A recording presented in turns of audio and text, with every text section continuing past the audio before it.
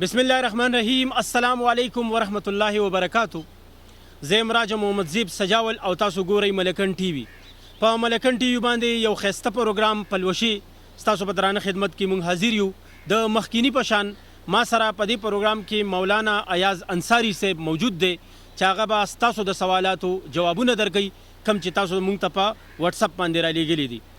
مولانا صاحب تاسو ته په خپل پروګرام کې هر کلیم وایم او د دې سره سره چې کوم سوال مونږ ته راغلی دی هغه دا دی چې د مسافر دپاره په سفر کې د روجي څه حکم دی، هغه سفر چې په هغې کې څه محنت مشقت نه وي.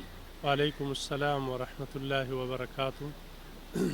ډیره شکریه ستاسو هم او زمونږ د درنو کتونکو هم.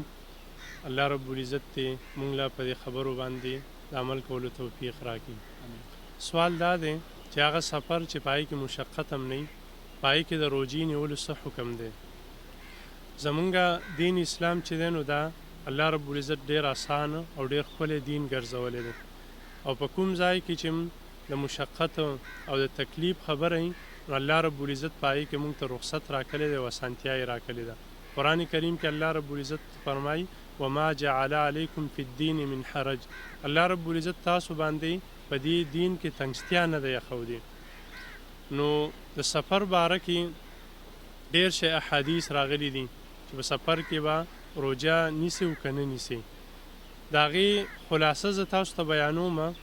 کله چې یو داسې سفر چې په هغې کې انسان ته مشقت تکلیف ورته او د روجې په وجه باندې هغه ډېر زیات په تکلیف کې اخته کېږي، نو په داسې سفر کې خو بیا روجه نیول چې دي دا پکار نه دي، بلکې رسول الله صلی الله علیه وسلم د دې باره کې فرمایلي دي لیس من البر الصیام فی السفر، چې کله سړي ته تکلیف او مشقت نو داسې روجه نیوله په سفر کې څه اجر نه لري.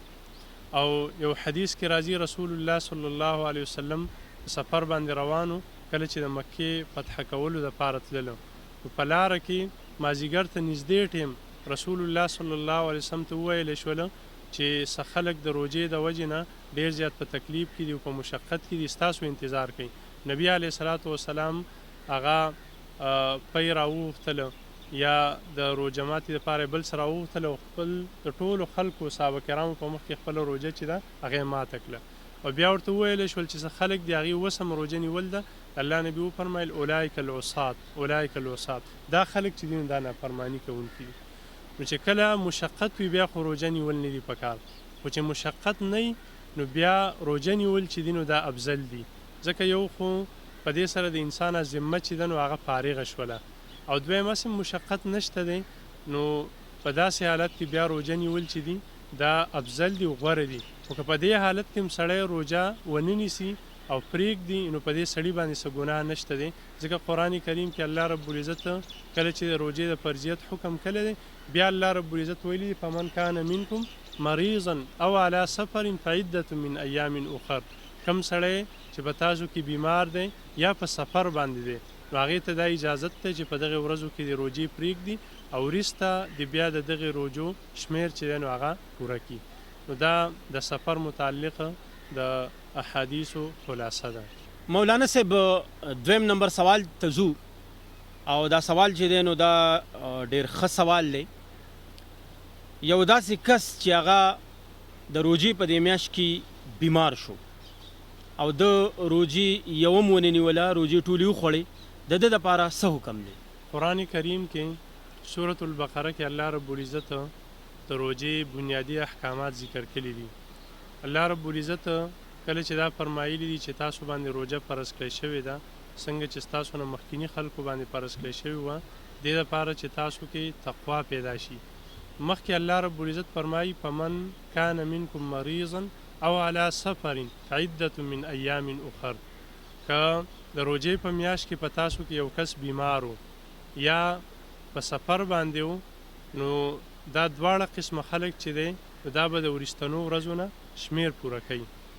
بیماری داسې وړه بیماری نه چې هغه سړی په هغې کې برداشت کولی شي، داسې بیماری چې انسان ته مشقت او تکلیف جوړوي او که هغه روجه نیسي نو د هغې په صحت باندې الټا اثر پرې وځي او هغې ته نقصان رسي، داسې بیمارۍ کې بیا سړی روژه چې دغه پرېښودلی شي.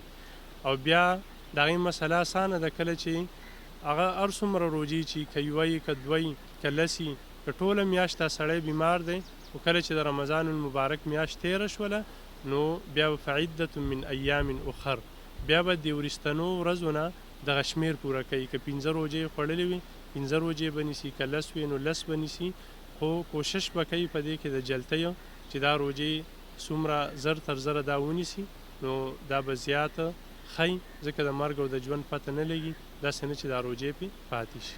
مولانا صاحب دا بل سوال دی چې حامله یا هغه زنانه چې هغه خپل ماشوم ته پی ورکوي نو هغه روژه پرېښودی شي که نه، او د هغې د روژې څه حکم دی؟ حامله هغې زنانه ته وایي چې د هغې په رحم باندې ماشوم وي، او دغه شانتې مرضعه هغې زنانه ته وایي چې هغه ماشوم له پی ورکوي. د دې دواړو زنانو د روژې څه حکم دی؟ نو که فرض که دې زنانه ته تکلیف وي، دا کومه زنانه چې ماشوم له پی ورکوي یا دغه شانتې د کومې زنانه چې حمل دی، که دوی ته تکلیف وي یا د روژې نیولو په وجه باندې د دې حمل ته یا د دې ماشوم ته تکلیف میلاویږي، هغې ته پی په صحیح طریقه باندې نه میلاویږي، نو په داسې صورت کې د دې دواړو حکم چې دی نو دا د بیمار دی. او څنګه چې بیمار ته الله رب العزت قرآن کریم کې اجازت ورکړی دی فمن کان منکم مریضا او علی سفر فعدة من ایام اخر. الله رب العزت وایي که د روژې په میاشت کې څوک بیمار وي یا په سفر باندې وي نو هغه روژه پرېښودلی شي او بیا په وروستنو ورځو کې به د دغې شمېر پوره کوي. او د حاملې او د مرضعې یعنې هغه زنانه چې خپل ماشوم ته پی ورکوي، په دې باره کې مسلم شریف کې حدیث هم دی چې رسول الله صلی الله علیه وسلم فرمایي چې مسافر ته الله رب العزت روژه او دغه شانتې نیم مونځ چې دی دا یې ورته معاف کړی دی، او حامله او مرضعه چې ده نو هغې ته الله رب العزت روژه معاف کړې ده. نو دا به هله د روژې پرېښودلو اجازت یې دوی ته کله چې دې زنانه ته یا د دې ماشوم ته د دې پی ورکولو په وجه باندې یا د دې حمل په وجه باندې څه تکلیف او نقصان میلاویږي نو بیا دې روژه پرېښودلی شي، وروسته به بیا د دې روژې قضایي راګرځئ او څومره روژې چې خوړلي دي د هغې شمېر چې دی نو دا به د وروستنو میاشتو نه بیا پوره کوي.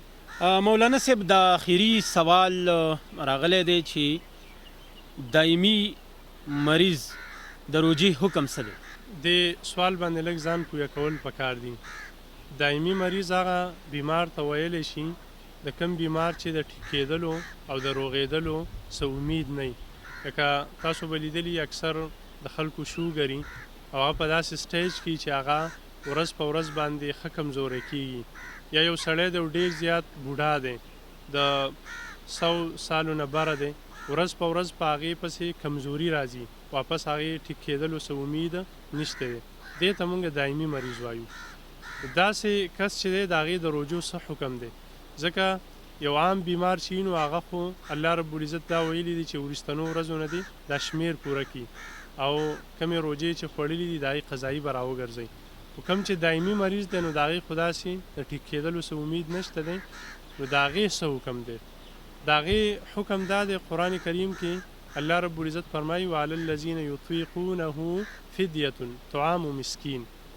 دې آیت مبارکه نه علما د هغې حکم راوباسي چې کوم سړی دایمي مریض دی نو هغه به د یوې روژې په بدله کې چې یوه روژه یې خوړلې ده د هغې په بدله کې به دا یو مسکین ته خوراک ورکوي، یو غریب کمزوری کس به ګوري او په هغې باندې به د یو ټیم خوراک کوي.